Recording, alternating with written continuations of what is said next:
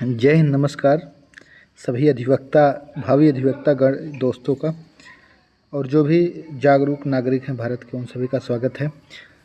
और जो भी आप LLB BLLB भारत की किसी भी यूनिवर्सिटी से कर रहे हैं तो उसमें आपको संविदा विधि या कॉन्ट्रैक्ट, लॉ ऑफ कॉन्ट्रैक्ट पढ़ना ज़रूरी होता है। कभी कभी जैसे 3 ईयर में सेकंड सेमेस्टर में लगा है, कहीं कहीं 5 ईयर में, सेकंड में, फोर्थ में, जैसे भी लगता है। तो आइए हम शुरू करते हैं। और एग्ज़ाम बहुत पास है, इसमें हम देखेंगे की पॉइंट किस तरीके से लिखना है, किस तरीके से शुरुआत करना है। तो आइए देखते हैं। अब जैसे प्रश्न आ गया, क्षतिपूर्ति क्या है और इसके आवश्यक तत्व। तो वैसे उस प्रश्न की शुरुआत देखते हैं। क्षतिपूर्ति की संविदा, भारतीय संविदा अधिनियम 1872 की धारा 124 में इसका उल्लेख मिलता है।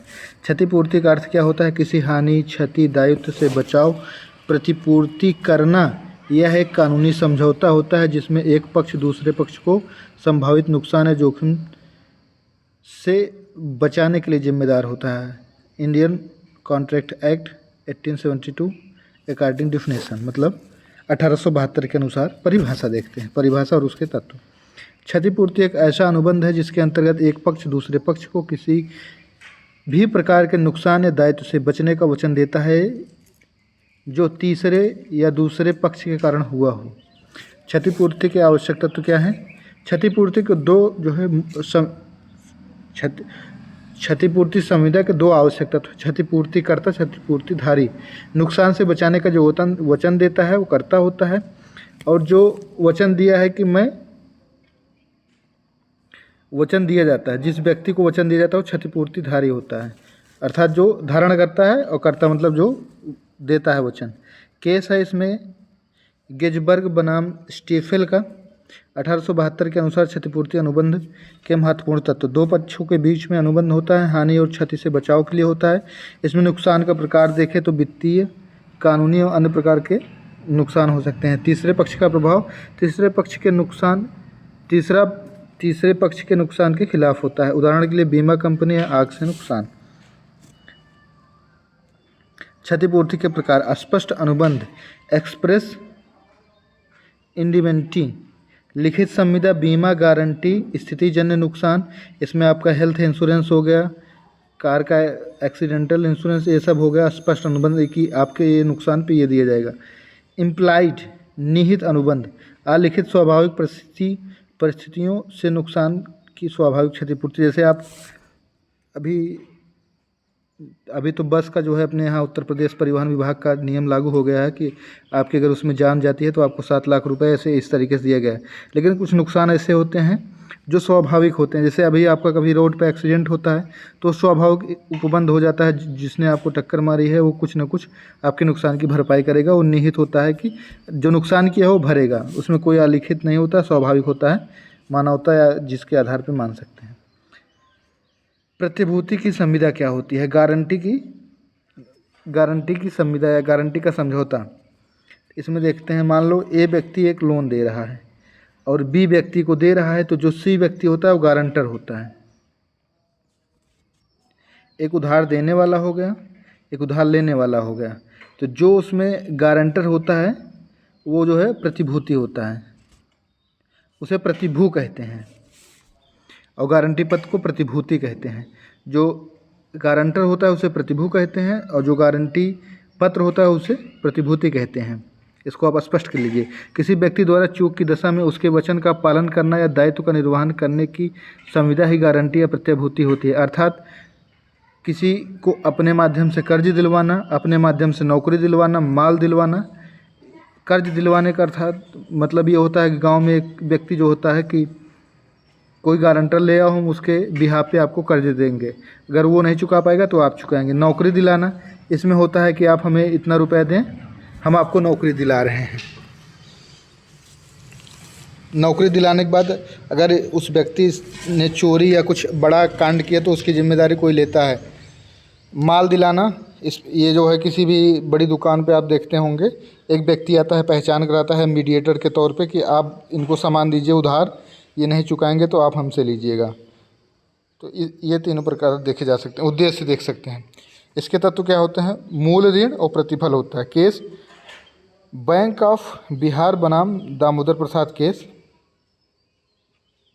इसमें जो है मामला हुआ था बैंक से लोन लिए थे ये, और वो व्यक्ति दिया नहीं तो बाद में इसमें जो पैसा था गारंटर को देना पड़ा था। क्षतिपूर्ति और प्रतिभूति लिखी है, प्रतिभूति अनुबंध में अंतर। क्षतिपूर्ति में दो पक्ष होते हैं, क्षतिपूर्ति कर्ता, क्षतिपूर्ति धारी। और इसमें जो है प्रतिभूति में तीन होते हैं, एक देनदार, एक लेनदार, एक प्रतिभू या गारंटर। एक संविदा होती है, इसमें तीन लोगों को मिला के संविदा होती है। क्षतिपूर्ति एक संविदा होती है, आपके मतलब ए जो है बी को संविदा या समझौता करता है, इसमें तीन लोग के होते हैं। ये अलिखित हो जाती है क्षतिपूर्ति। जैसे अभी आपका एक्सीडेंट हुआ तो आप, स्वाभाविक सी बात है, सामने वाला आपके लिए कुछ करेगा ही, जो जिसके वजह से नुकसान हुआ, या कोई भी नुकसान हो गया है आपकी मान लो अभी गाड़ी ले गया है कोई, तो इसमें स्वाभाविक है अगर नुकसान हो रहा है तो भरेंगे ही। या आप किसी के यहाँ गए हैं या उसके अधिकार क्षेत्र में कार्य कर रहे हैं तो आपके स्वास्थ्य की जिम्मेदारी लगभग उसी की ही होती है जब तक वो आप उनके अधिकार क्षेत्र में रहते हैं। तो ये लिखित होती है, अलिखित होती है। प्रतिभू संविदा के आवश्यक तत्व, तीन पक्ष होते हैं, देनदार, लेनदार, गारंटर। गारंटर आप समझ गए, प्रतिभू और गारंटी पत्र को प्रतिभूति कहते हैं। वैध संविदा होती है, वैलिड कॉन्ट्रैक्ट होता है। वैलिड कॉन्ट्रैक्ट का आवश्यकता तो आप फर्स्ट सेमेस्टर में पढ़ चुके हैं। प्रधान उत्तरदायित्व तो गारंटर की सहमति होती है, इसमें गारंटर एग्री करता है कि हम दे देंगे तो ये मामला आगे बढ़ता है। ऋणदाता का उत्तरदायित्व तो लिखित और मौखिक संविदा दोनों प्रकार की होती है। प्रतिभूति के प्रकार, विशिष्ट प्रतिभूति, स्पेसिफिक गारंटी, जब किसी निश्चित ऋण या दायित्व के लिए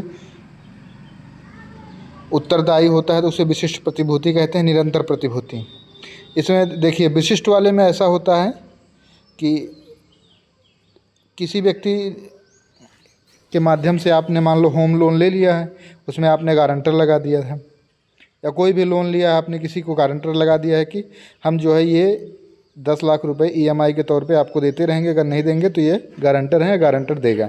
अब आते हैं निरंतर प्रतिभूति। निरंतर प्रतिभूति किराना दुकानों से उधार लेते समय की गई गारंटी जो निरंतर चलती रहती है। अर्थात आप कहीं से थोक में सामान लाते हैं तो आपका वहाँ जो है निरंतर प्रतिभूति या कंटिन्यूइंग गारंटी रहेगी। आप वो माल भेजते रहेंगे, आप 2 महीने में पैसा भेजते रहेंगे। गारंटर के दायित्व की सीमा, इसको आप देखेंगे। उपनिधान, उपनिधाता,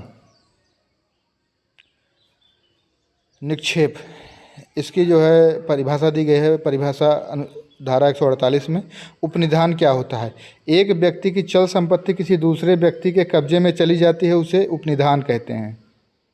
उपनिधाता जो लेता है, इसमें देखे हैं वस्तु देने वाला जो है उपधाना होता है, उपनिधाता होता है देने वाला, और लेने वाला उपनिहिती होता है।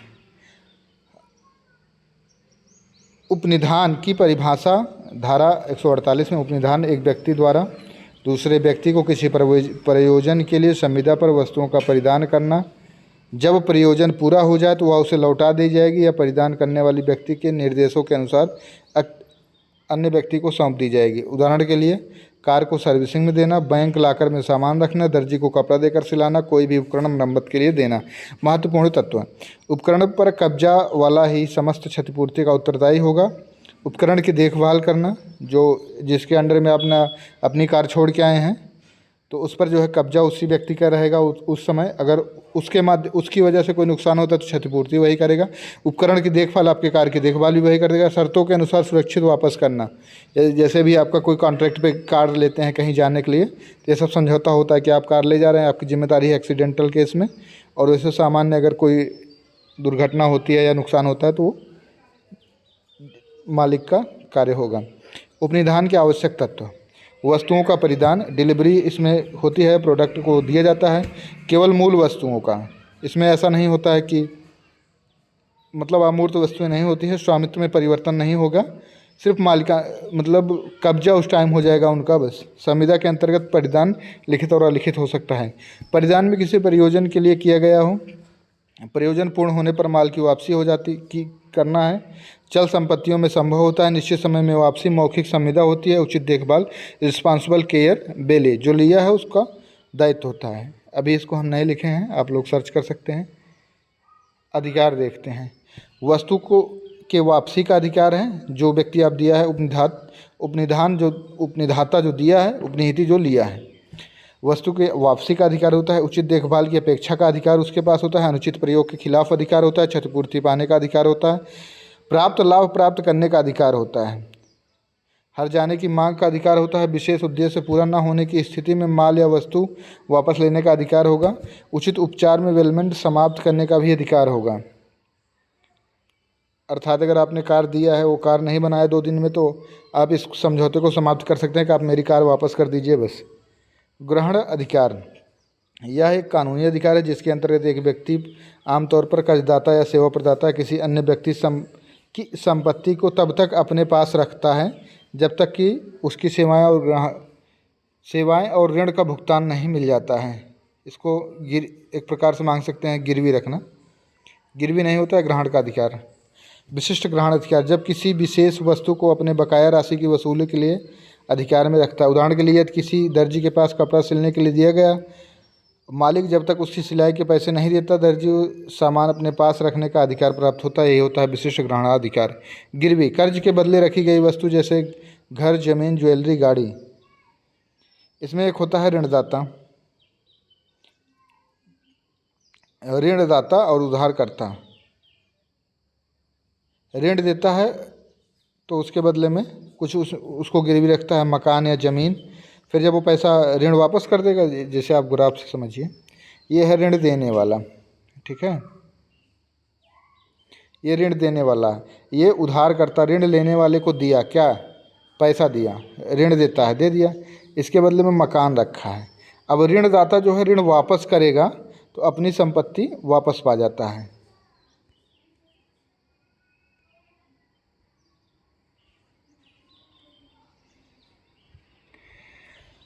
भारतीय संविदा अधिनियम 1872 की धारा 172 के अनुसार परिभाषा, किसी ऋण के संदाय के लिए किसी वचन के पालन के लिए प्रतिभूति के पर माल का उपनिधान गिरवी कहलाता है। उस दशा में उपनिधाता प्रेयमकार कहलाता है, उपनिहिती प्रेयमदार कहलाता है। ऋणम, गिरवी की आवश्यकता 2 पक्षकार होंगे, माल का परिधान होगा, गिरवी संविदा के अंतर्गत होगी, गिरवी का प्रयोजन ऋण को देना होगा। गिरवी कौन रख सकता है? गिरवी वस्तु या माल वास्तविक स्वामी ही गिरवी रख सकता है। अर्थात किसी कंपनी की जेसीबी को गिरवी रखा जाना है तो कंपनी के मालिक ही उसको गिरवी रख सकता है। हालांकि जेसीबी का स्वामित्व तो उस समय ड्राइवर या कर्मचारी के पास भले हो, यदि जेसीबी के कर्मचारी या जेसीबी के जो भी चालक हैं वो किसी चीज़ को गिरवी नहीं रख सकते हैं या मान्य नहीं होगा। केस पुरुषोत्तम दास बनाम यूनियन ऑफ इंडिया इलाहाबाद में माल के बिल के आधार पर कर्मचारी ने गिरवी रखा दिया था, जो बाद में अमान्य घोषित हो गया।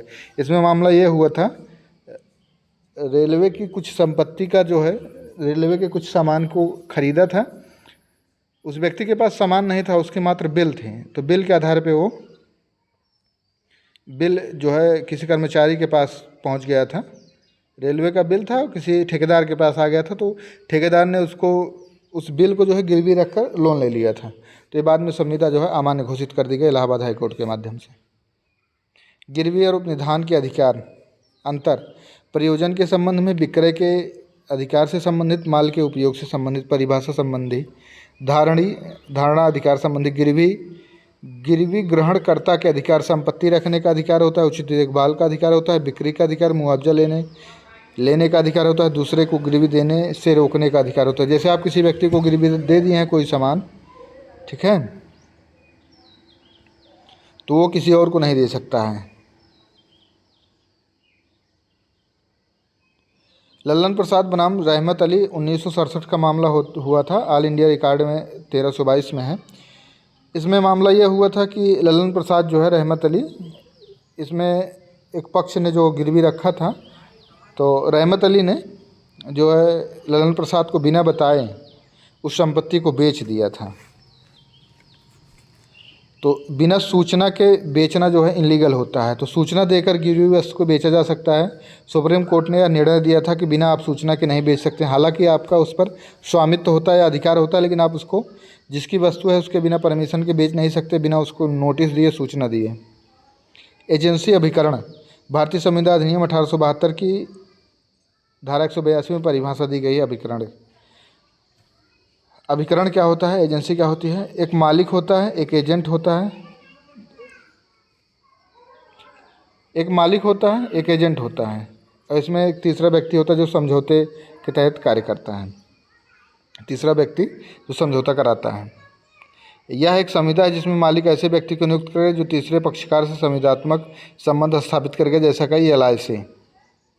जैसे एक कंपनी है, ए मालिक है, उसका साबुन बना रहे हैं, ठीक है, वो फिर दुकानदार को दे, दुकानदार जो है बी को बेच रहा है, तो पूरी प्रक्रिया जो है ये अभिकरण के तहत आती है। अभिकरण में जो है दो मुख्य होते हैं, मालिक, एजेंट।